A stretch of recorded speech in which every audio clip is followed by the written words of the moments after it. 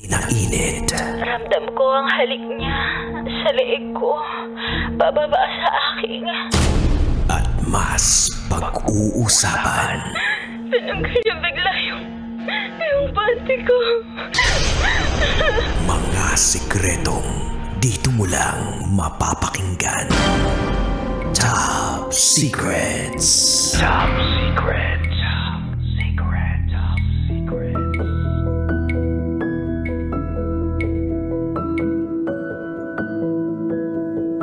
Welcome back to the program. This is Top Secrets. Kapiling pa rin natin ang ating caller. At siya po ay si Kimberly from Norzagaray, Bulacan, na ang kanyang top secret ay very shocking.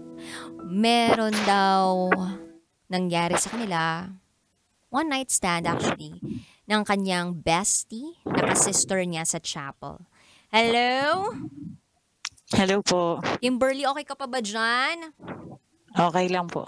Ano yung humahangin-hangin dyan sa paligid mo? Yung ano ba yan? Yung pag-exhale ba ng ilong mo yan?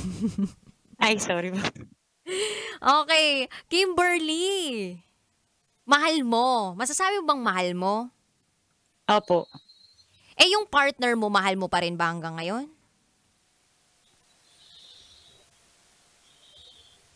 Uy. Slight po. Slight, bakit ano? Bakit nag-iba na yung nararamdaman mo para sa partner mo? Anong mga nagawa niya? Oras ba? Panahon ba? Na-realize mo na... Nawalan po siya ng time sa akin. Kailan lang nawalan ng time sa'yo? Simula po, siguro po parang nakakaramdam din po siya. Simula po nung parang natutuliro po ako. Lagi niya akong tinatanong, may problema ka ba? Sabi ko, wala naman. Tapos kapag hindi na ako pinapansin nung kasister ko nga, nung beko, na lang ako nakasister, nakakahiya naman doon sa mga nakikinig. Nung beko, hindi niya ako papansinin. Natutuliro po kasi ako. Tapos yung kapartner ko po, bigla siya magtatanong na, may problema ka ba? Sabi ko, wala. Ganun po. Tapos wala akong ganang kumain, hindi kami nagkikibuan. Tapos doon parang nakakaramdam na po siya, nawala na po siya ng time sa akin. Bumarkada na rin po siya. Dahil hindi ka nag-open sa kanya. At hindi mo na naman kasi pwedeng ma-open yung ganung bagay dahil pagtataksil yun sa kanya. So dahil sa nangyari sa inyo, nitong bemo o kasister mo, kaya ka rin naging malamya sa relasyon ninyo. Tapos ang effect nun, napabarkada na siya sa iba. Ganun ba? O mas nauna yung napabarkada siya sa iba, na nawalan siya ng time sa'yo, kaya ka naganap ng iba? Hindi po. Simula lang po nung may nangyari sa amin nung beko. Tapos nakakaramdam na siguro siya na parang lagi akong tuliro. Yun. Hindi niya ba naisip na si Bemo gusto mo? Hindi ko alam, DJ Rocky. Hindi niya pa na-meet si Be? Magkakasama po kami sa chapel. Nagsiserve din tong si partner mo? Opo. Okay. So wala siyang naramdaman na kahit ano? Buti walang nakarating na balita sa kahit sino dyan sa mga ka-chapel nyo? Wala naman po.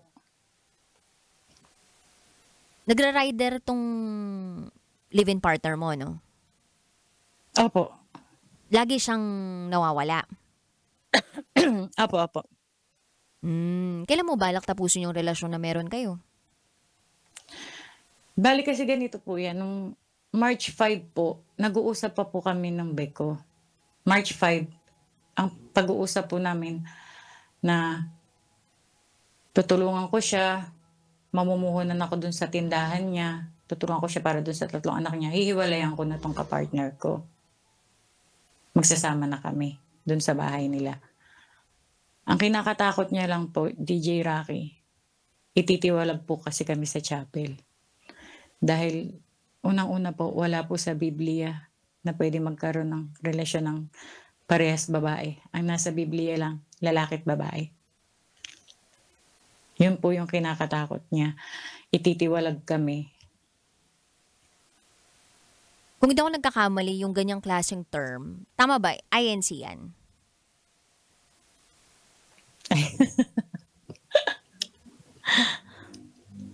It's okay kung hindi mo sagutin. Okay lang, okay lang. Wag Sige mo po. nang kahit di na natin sabihin na ano to. Pero well, malawak kasi yung pangunawa ko pagdating sa ganitong klaseng bagay, no? Sa ganitong klaseng pagmamahal. Pero ayoko lang yung pakiramdam siguro na personally, no, yung meron tayong naloloko, 'yan. Pero wala rin namang masamang magpakatotoo, 'di ba, sa nararamdaman. Pero now that yung taong mahal mo, 'di ba? Ngayon na yung taong mahal mo binlock ka na, natakot bigla dun sa plano mo na sinabi sa kanya, 'di ba? Hindi lang siya kasi simpleng one night stand eh. May feelings kang involved nung ginawa mo yun eh. 'Di ba? Na pakiramdam mo baka pwede rin niyang i-reciprocate sa iyo. Paano 'yan? Paano yung plano mo na parang hindi naman na magiging posible dahil hindi ka naman niya kinakausap? Makikipaghiwalay ka pa rin ba sa partner mo kahit walang be? Ang hirap po kasi na sorry po, Ang hirap po kasi na may kinakasama ka tapos wala ka ng nararamdaman para sa kanya. Tapos iba na yung nasa puso mo.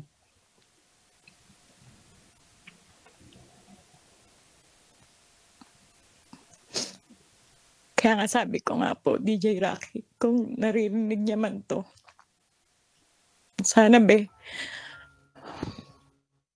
isipin mo March 6 binlock mo ko. 4 months na. Lagi ako nakikiusap sa anak mo. Nakausapin mo lang ako. Siguro nagalit ka rin kasi nag-direct ako sa anak mo na kaya ko kayong panindigan na mag-iina. Iiwanan ko yung karelasyon ko para sa inyong mag-iina. Hindi simple yung magiging desisyon ko, be. Siguro nasasabi ko lang yun kasi mahal na mahal lang talaga kita.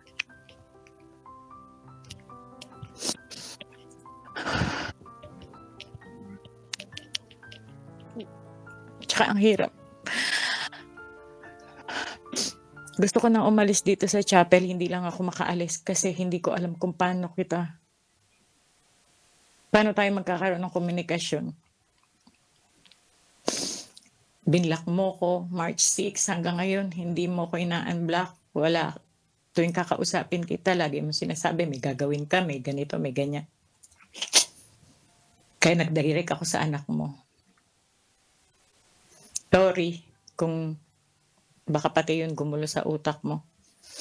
Pero isa lang masasabi ko sa'yo. Kung papasukin ko to, paninindigan ko to. Ganon kita kamahal, be. Sorry po, DJ Rocky. Huwag kang mag-sorry sa akin. To naman. O pwede ka munang singa ng sipon mo. Medyo madami-dami yan, ha?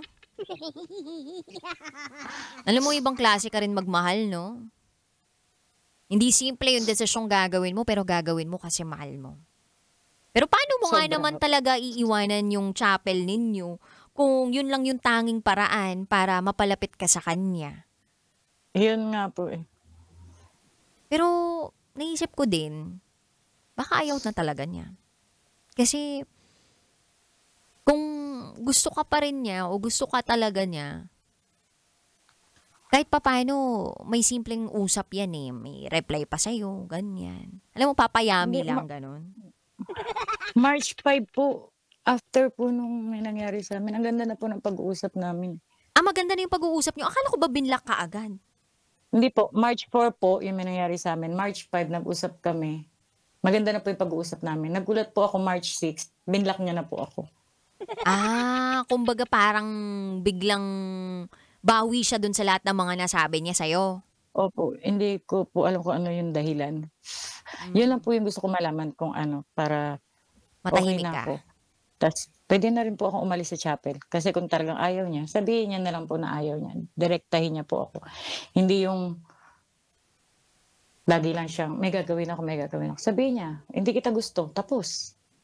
Alam mo, gets kita dun sa parteng yun, no? Kasi may ibang mga tao na nag-work sa kanila kapag verbalize sa kanila ng taong gusto nila o mahal nila yung mga katagaang, ayoko, 'di ba? Hindi kita gusto o hindi kita mahal. Parang okay lang na mas masaktan ako ngayon basta alam ko yung totoo. 'Di ba? May mga panghawakan ka kasi ngayon wala kang mapanghawakan kundi Opo. tanong sa utak mo kung bakit bigla ka na lang niyang binlock at iniiwasan ngayon. Ang inaano ko po kasi DJ Rocky, sa kantin po kasi siya. Yung anak niya, lagi po akong dinadala ng pagkain. Kaya alam kong may dahilan lang po eh. Kasi concerned pa rin po siya sa akin eh. Pinapadala niya ako ng pagkain sa anak niya sa dorm ko eh. Kaya nakakausap ko po yung anak niya. Ilan taon na yung anak niya? 9 years old po. 9 years old. Tapos close mo na rin. Nakausap-usap mo pa. Opo. Dati pa ba niyang ginagawa yun? Yung magatid ng pagkain sa'yo? Hindi po. Nito lang Kasi yun. kasama po kami sa kantin. Eh, Doon po kami kumakain sa kantin, sabay-sabay. okay. Pero yung pagpapadala ng pagkain sa'yo ng anak, nito lang yun ginangyari. Opo, ito lang po. Ayoko naman na i-break yung expectation mo Pero kasi baka mamaya umasa ka lalo dun sa thinking na parang baka meron lang talaga siya pinagdadaanan.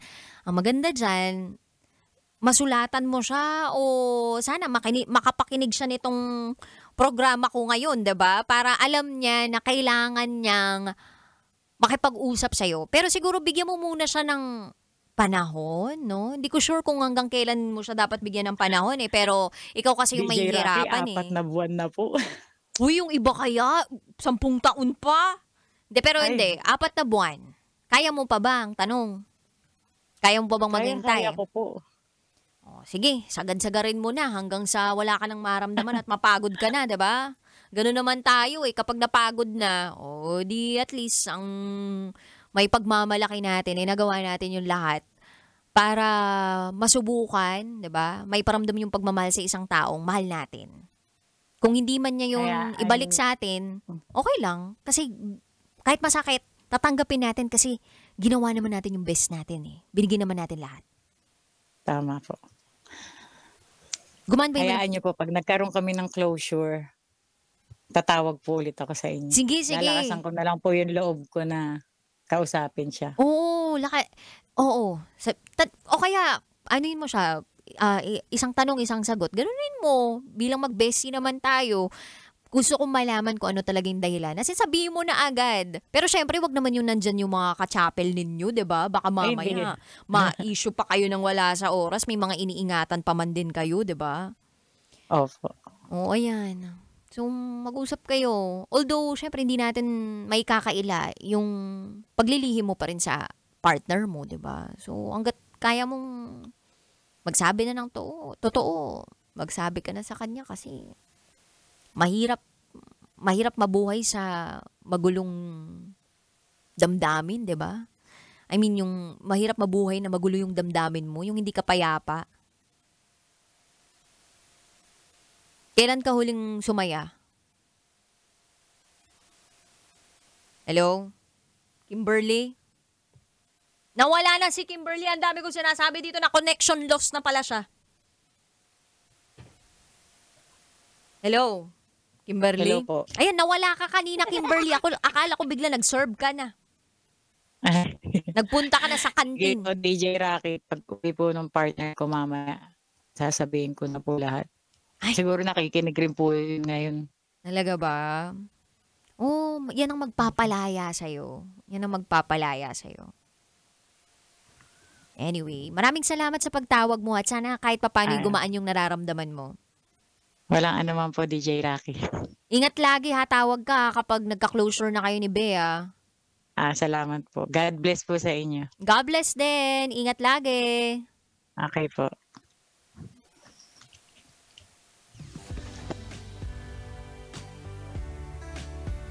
At yan po ang ating top secret caller of the night na si Kimberly from Norzagaray, Bulacan.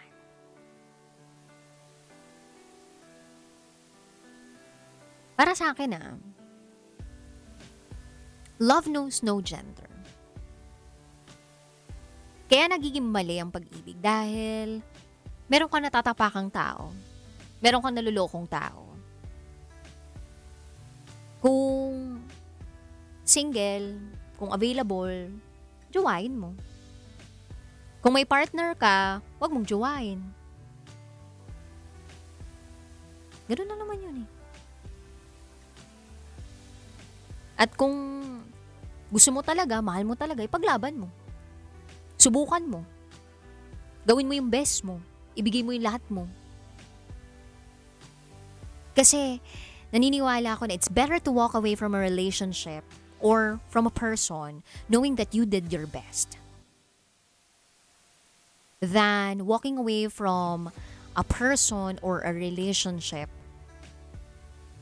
that you didn't even try. So, mas okay na yung, well, that's life. That's okay. Ganun talaga. Kesa dun sa, sana pala, ganito yung ginawa ko. Learn. Yung wala bang panghihinayang. Napakaiksi ng buhay, di ba? Para mabuhay tayo sa kasinungalingan, paniwalain natin yung sarili natin na masaya pa tayo sa relasyong meron tayo. Napakaiksi ng buhay para makulong sa ganun. Yung hindi ka naman preso, pero parang nakakulong ka sa isang selda. Parang wala kang kalayaan. At hindi ibang tao ang magpapalaya sa'yo. Kundi ikaw, sa sarili mo. Ikaw ang magpapalaya sa sarili mo. Dahil kailangan mo lang gumawa ng desisyon na napakahirap. Pero giginhawa ang buhay mo kapag ginawa mo yun. And that is to let go. Let go. Sa mga kabisyo natin out there na gusto mag-share ng kanilang top secrets, pwede naman, pero mamaya na lang ha. Mamaya na lang ulit. 9 to 12 midnight. Kasi overtime na naman tayo, di ba? 6 minutes na naman tayo overtime, Boy Pindot. Sorry talaga, napapasarap na naman tayo sa top secrets natin. So, ang dami pang tumatawag ngayon. Hoy, mamaya na tayo. Hindi ba pwede magpahinga? Ha? Magpapahinga muna kami ni Boy Pindot? Ha? Matutulog din naman kami? Uwi pa kami sa amin? I gotta say, GTG isn't gotta go. Bukas ulit or mamaya ulit, alas 9 ng gabi hanggang ating gabi. Tatapusin natin ang gabi at sisimulan natin ang panibagong araw. Kapiling si DJ Rocky Terang, Basa Princess ng Love Radio. At kayo nakatutok dito sa 90.7 Love Radio. Kailangan pa bang i-memorize yan? Basic. Bye-bye. Good night. Kailangan pa bang i-memorize yan? Love Radio. Basic!